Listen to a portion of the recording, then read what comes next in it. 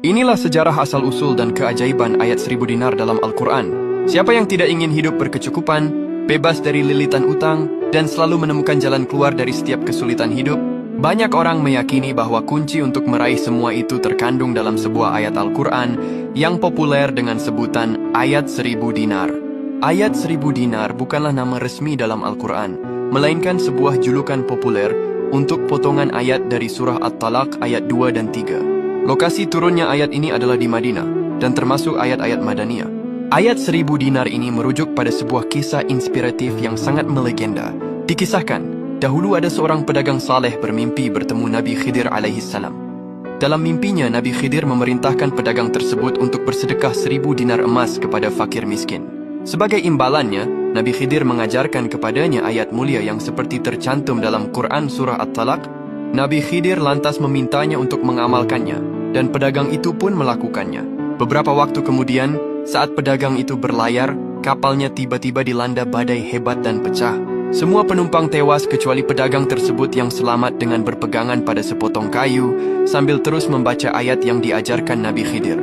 Ia kemudian terdampar di pantai yang sepi. Namun di sana ia menemukan banyak perhiasan, mutiara, dan harta karun yang luar biasa banyaknya. Sejak saat itulah, ayat ini dikenal sebagai ayat 1000 dinar. Kisah di atas memberikan gambaran tentang keajaiban yang terkandung dalam ayat ini. Manfaat utama membaca dan mengamalkan ayat 1000 dinar yang didasarkan pada makna tekstualnya dalam Al-Quran antara lain. Yang pertama, mendapat jalan keluar dari kesulitan, di mana Allah menjanjikan solusi bagi setiap masalah dan kesulitan hidup termasuk himpitan ekonomi. Yang kedua, dilapangkan rezeki dari arah tak terduga. Ayat ini menekankan bahwa rezeki bisa datang dari sumber yang tidak pernah kita perkirakan sebelumnya, asalkan kita bertakwa dan tawakal. Yang ketiga, mendapatkan kecukupan.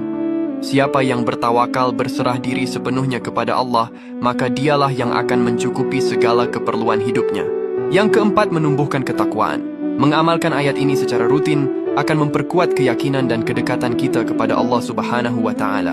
Dahulu, ayat 1000 dinar diturunkan kepada Nabi Muhammad untuk memberikan solusi dan petunjuk bagi umat Islam, khususnya dalam menghadapi kesulitan hidup, masalah ekonomi, dan untuk mengajarkan pentingnya takwa serta tawakal kepada Allah. Dikisahkan, dahulu Auf bin Malik datang kepada Nabi Muhammad dalam keadaan susah hati karena anaknya ditawan oleh kaum musyrikin dan keluarganya mengalami kesulitan hidup serta kemiskinan. Rasulullah lalu menasihati Auf untuk bersabar, bertakwa kepada Allah, dan memperbanyak doa dengan membaca ayat 1000 dinar ini. Nabi menjanjikan